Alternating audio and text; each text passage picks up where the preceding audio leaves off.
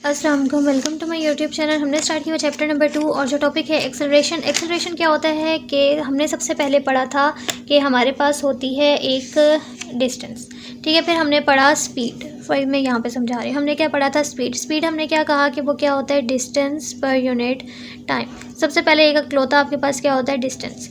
फिर डिस्टेंस के बाद आप स्पीड की बात करते हैं। स्पीड क्या होता है? डिस्टेंस पर यूनिट टाइम। स्पीड के बाद जो चीज़ आती है वो होती है एक्सेलरेशन। ये हमने पढ़ा है ना, स्पीड हम पढ़ चुके हैं। अब हम बात करेंगे एक्सेलरेशन। एक्सेलरेशन क्या होती है? स्पीड पर यूनिट टाइम, ठीक है। तो ये एक चेन चल रही है। पहले क्या होता है? डिस्टेंस पे स्पीड आता है, वो डिस्टेंस पर यूनिट टाइम। फिर एक्सेलरेशन आती है, वो स्पीड पर यूनिट टाइम, ठीक।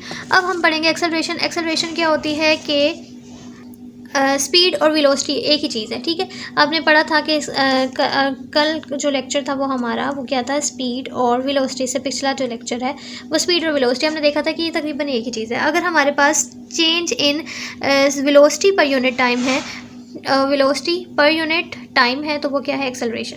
तो ये हमने लिख दिया। अब एक्सेलरेशन की दो टाइप्स होती हैं, एक पॉजिटिव एक्सेलरेशन और एक नेगेटिव एक्सेलरेशन।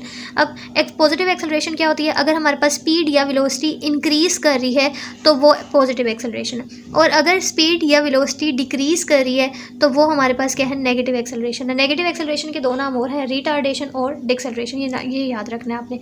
फिर रिप्रेजेंटेशन अगर हम देखते हैं, अच्छा एक और बात, अगर एक्सेलरेशन पॉजिटिव है तो आप प्लस ए लेते हो, और अगर एक्सेलरेशन माइनस है तो कोई भी एक्सेलरेशन दी हो आप उसको माइनस ए लेते हो, ठीक।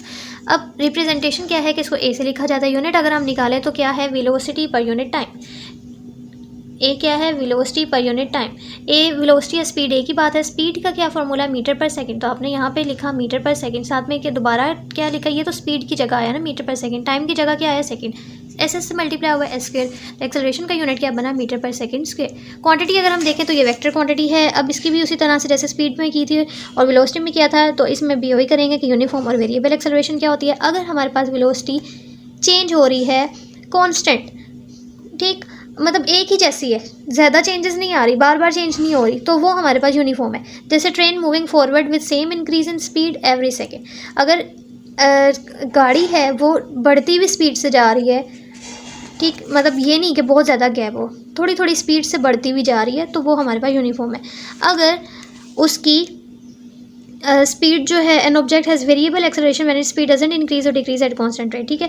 पहले फॉर एग्जांपल है 1 किलो, स्पीड जो थी वो 30 थी, एकदम से जो है वो 60 हो गई, फिर दोबारा से वो 20 आ गई, तो कोई नहीं है कि एक रेगुलर पैटर्न नहीं है, चेंज हो रही है अपनी मर्जी से, तो वो वेरिएबल एक्सेलरेशन होती है। जैसे रोलिंग कोस्टर कभी आहिस्ता मूव करती है, फिर एकदम से स्लो होती है, फिर तेज़ हो जाती है, तो फिर वो वेरिएबल एक्सेलरेशन की टाइप है।